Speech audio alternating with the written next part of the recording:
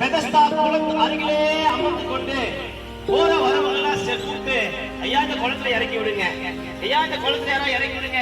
காரணம், அந்த மனுஷனால் நடக்க முடியாது, இரு காலம் முழுமுள்ள ஒரு காரியம். அப்படி மத்தவங்க எதிர்பார்த்து நடக்கிற ஒரு சூழ்நிலை இருக்கும் போது இந்த மனிதனை எப்படி ஆண்டவர் தொட்டா?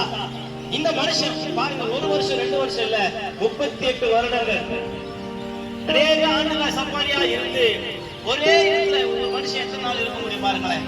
தனிமையின் காரியம், தனிமை வாட்ட ஆரம்பிக்கும், உறவுகள் நம்மை கேவலப்படுத்த ஆரம்பிக்கும், நம்மளால சம்பாதிக்க முடியலையே, நான் இந்த மாதிரி முடங்கிட்டேன்னு சொல்லி நமக்குள்ள ஒரு குற்றம் மனசாட்சி வெளிப்பட ஆரம்பிக்கும். இதை ஒரு மனுஷன் 1 வருடம் அல்ல 2 வருடம் அல்ல 38 வருடமாய் ஒரே இடத்துல உட்கார்ந்து கொண்டு மத்தவங்க கிட்ட கேட்டுக்கொண்டிருக்கிற யாராவது கூட்டிட்டு போங்க. இந்த இடத்துல அநேகர் உண்டு, எனக்கு முதல்ல சொல்ல வேண்டும் சொல்லி இறங்குறவங்க உண்டு, ஆனா என்ன யாராவது கூட்டிட்டு போவேன்னு கேட்கிறவங்க அநேகர் உண்டு. இப்படிப்பட்ட மனுஷ வாழ்க்கையில தேவன் ஒரு நாள் அந்த பெதஸ்தா குளக்கரையிலே வந்து கொண்டிருந்தார். குளக்கரையில வரும்போது இயேசுவானவர் நல்லா கவனித்துக் கொள்ளுங்க, கூட்டத்தை கண்டு ஆண்டவர் போற தேவன் அல்ல, ஒரு மனிதனை தனி ஒரு மனிதனை சுகமாக்கும்படியா ஒரே ஒரு மனுஷன் மூலமாக நல்லா பாருங்க, பரலோகத்துல சந்தோஷம் உண்டு. காரணம், ஒரு மனுஷன் மனம் திரும்பும் போது அவனை ஆண்டவர் உயர்த்துகிறார், நன்மையாக நடத்துகிறார். இப்படிப்பட்ட சூழ்நிலை அந்த பெதஸ்தா குளத்து அருகே உட்கார்ந்துட்டு ஒரு மனுஷனுக்காக இயேசு மீண்டும் வருகிறார்.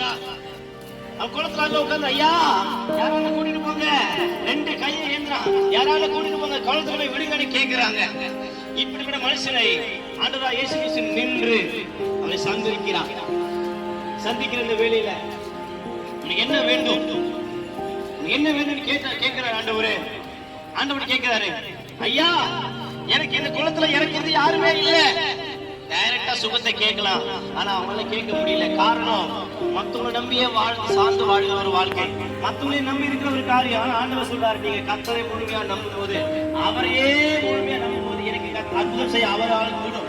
நீ டைரக்டா இயேசுவை கூப்பிட நிச்சயமாய் கர்த்தர் உதவி செய்வார்.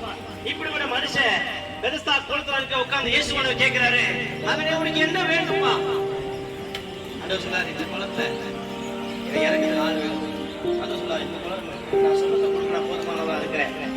ஓகே, சம்பந்தமான ஆண்டவர் கேட்கிறார், சுகத்தை பெற்றுக் கொள்கிறாயான்னு கேட்க மாட்டேங்கிற, பெற்றுக் கொள்கிறேன், எனக்கு சுகம் வேணும், என் பலவீனம் மாறணும், சுகம் வேணும்னு சொல்லி இந்த மனுஷன் இயேசுடைய கரத்தை பிடித்து கெஞ்ச ஆரம்பிச்சான். அற்புதம் நடந்துச்சு பாருங்க.